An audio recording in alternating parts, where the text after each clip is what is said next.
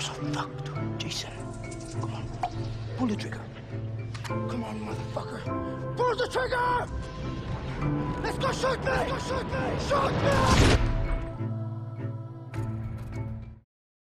Fukua may share visual appearance with Philia, but she's far different gameplay-wise. She's based on the fact that her health bar will fluctuate between full and low, as clone moves will sacrifice health in order to be maintained in the field, and head over heels, dealing absurd damage under low health. But this is compensated with recovery moves like Inevitable Snuggle, Twice Shy, and the Taunt, as well as her ability making any damage taken scratch damage, therefore potentially fully recovering while tagged out. Fukua's kit also expands to meter control, be it with common methods in Wither with Goodnight Kiss, or straight up stealing it from the enemy with Lob Dart or Lobs of Love, the latter especially because of the added property of being unblockable. Its arc path makes it trickier to aim, but it will nevertheless prove of good use, including its high damage output. Another move worth of note is Relationship, which can inflict Cripple, Armor Break, and Deathmark all at once if the final hit is a critical. These debuffs in a single package will make Fukua capable of hitting outrageously hard, but the move itself will make crit rate a stat to consider, so you can maximize its usage.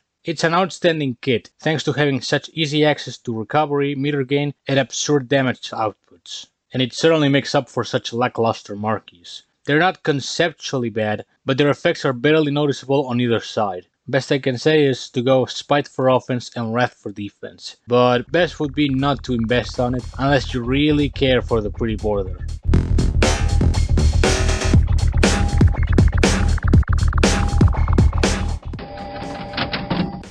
The one positive rough copy has is to make disrespectful long shots by abusing Miasma taunts, and that's it. Her support ability not only is convoluted in requiring to match either the opponent's element or character type, but you also have to be below 50% health for it to inflict permanent slow on matching character or gain permanent haste on matching element. The latter could at least be considered passable enough for faster blockbuster building, but just one stack of slow is straight up shit. As such, she's a good contender for having one of the worst abilities in the game. Pathetic!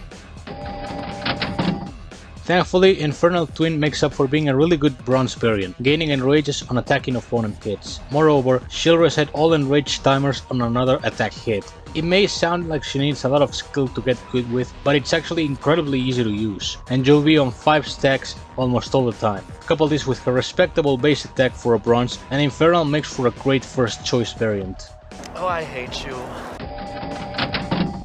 Chameleon Twist is a variant that rewards good intercept reflexes with potentially insane long shots, thanks to gaining miasma out of hitting dashing opponents. Its downside naturally comes from correctly predicting the AI, but thankfully Fukua's dash 1 attack is quick and safe to land. Succeeding in this and keeping close distances for the miasma to be at its most efficient, and Chameleon will prove very useful, despite her evasion and miasma when hit being considerably ineffective. He's a fucking lizard! Rain Shadow is a variant that at first glance doesn't appear to be too bad, with access to both buff removal and armor break. However, her weaknesses are quite apparent. The buff removal not only takes a while to kick in, but must be done while on your side of the field, and armor break has 15 chance to be inflicted on block hits, reducing its effectiveness in general. As such, she ends up being a subpar variant. And on defense, while it could be interesting to have a constant buff control defender, it ends up being underwhelming more often than not. Soul's Sister is yet another enrage gaining variant, this time around based on distance keeping, much like if you were playing a pink check Robo Fortune. Although instead of needing to wait for 2 seconds, you need to land hits from far away. Not a problem given the fair amount of projectiles Fukua has, but it does mean you'll need to run a lot of moves such as Lobs of Love and Goodnight Kiss. Additionally, while on distance, you gain 3% meter per second. But despite the gimmick itself being functional, she's just an overly strong variant, which she does pretty good. You're gonna burn, alright. Feathered Edges possesses both great survivability in barrier and enemy control with disabled blockbusters and tag-ins. The condition to gain and inflict these is to perform a well-timed block against an enemy attack. Doing so will allow you to control the match quite well, thanks to the additional health provided by barrier and locking the opponent from several of their options. Her base attack can be a bit of a downside, but thankfully with Fukua's damage scaling, it's not too much of an issue. Plus, she excels more on single and double notes on rifts. As for the damage reflect on projectiles, It's basically an added bonus on offense and useless on defense, in the case you actually use her defensively for whatever reason. Oh man, I'm gonna have to back off! Vaporwave Vixen is a fairly popular defender due to how quickly she can gain thorns and miasma while not attacking or getting hit. It's a variant that must be kept on check to prevent these buffs as much as possible, and assume a very aggressive play or preferably carry buff control, but her miasma gain also lends her access to offensive potential, though it's quite average due to the nature of having to avoid attacking for you to gain it. The unflinching while idle is really just for show, as the AI has no use for it and you would basically have to leave yourself open at all times to keep it. But as a whole, I recommend her for defense over offense, even if she fits both well. Extreme sniping.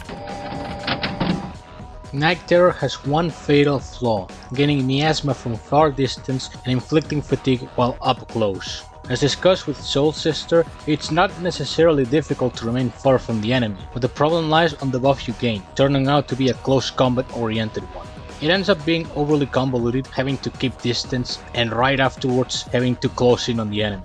Not to mention, fatigue will at most serve as a quick free shot, although it's not guaranteed that it will stun the opponent. It can be a potential threat for defense though, but that will be it. As it is now, Night Terror will be causing many Night Terrors. Yeah, I'm sorry for that one.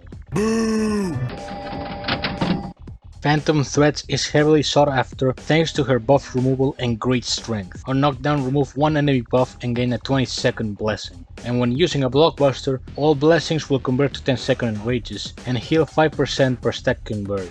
That's several features to increase the recovery and survivability of Phantom, but it also greatly boosts her already strong firepower. As such, multiple nodes can be easily taken care of with her, but you may need several knockdowns if you're targeting a specific buff. One additional note would be that Head Over Heels removes the buff before dealing damage, making a catalyst like Final Fight near obsolete when using her. All in all, it's an incredibly practical and powerful variant, and also something I advise to invest if you have one. Execute Order 66.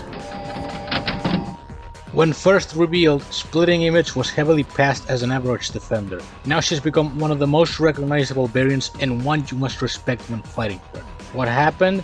For one, the X-Bot syndrome of preemptively judging something kicked in again, clouding how she'd end up performing. Recovering 2% health and gaining permanent immunity while her health is lower than the opponent, often she'll make the player consider a sheer force approach to make significant damage. Alternatively, you could lower your own health so you can more frequently debuff her, though you'll need to make up with recovery of some sorts. As an extra bonus, she gains precision and meter when facing off against Philia, Fukua, or a like-type fighter, therefore making it more risky to use any of those options, albeit still perfectly viable. Couple that with the high base health, and going the raw offense route is a necessity more so than an option. But it's important to stress that just because she's a really good wall doesn't mean she's outright impossible to kill. You do need a good approach to properly get rid of her. So while a bit over exaggerated on how unkillable she is, she's nevertheless a top tier defender. One that a certain individual has built up to 3, one which is a shiny, and despises that people label her as a meme. To which, for the record, Splitting Image is a meme! Unacceptable! If Splitting Image was underwhelming when first displayed, Shadow Puppet stole the show the second her time stop was revealed. Unfortunately, this will end up being a side feature and not something to make complete full use of, since it needs you to suffer a fatal hit. The positive is gaining 5 miasma stacks for 7 seconds, and it can deal massive chip damage for sure, but it's not worth letting yourself get killed for them. Then there's the buff and debuff reset, and this is what originally called my attention about her, because of the possibilities it could open. However, its 5% chance of triggering makes it much less common for it to activate. With multi-hit moves like Drill of My Dreams, its odds of activating are slightly higher, but I wouldn't consider it as something to 100% rely on. Really, her biggest selling point, or saving grace, however you wish to see it, is her base diamond stats, giving her the same incredibly high attack as Jin Frizz. Add to it her base kit, the relationship in particular for even more firepower, and Shadow Puppet will work as the most vanilla Fukua experience and manages to be successful because of that absurd base attack. The ability is best to label as a glorified second wind and occasional buff debuff reset, which is helpful when things get rough, but nonetheless she's a very desirable hard hitter. My 8.6 has been turned into an 8.5.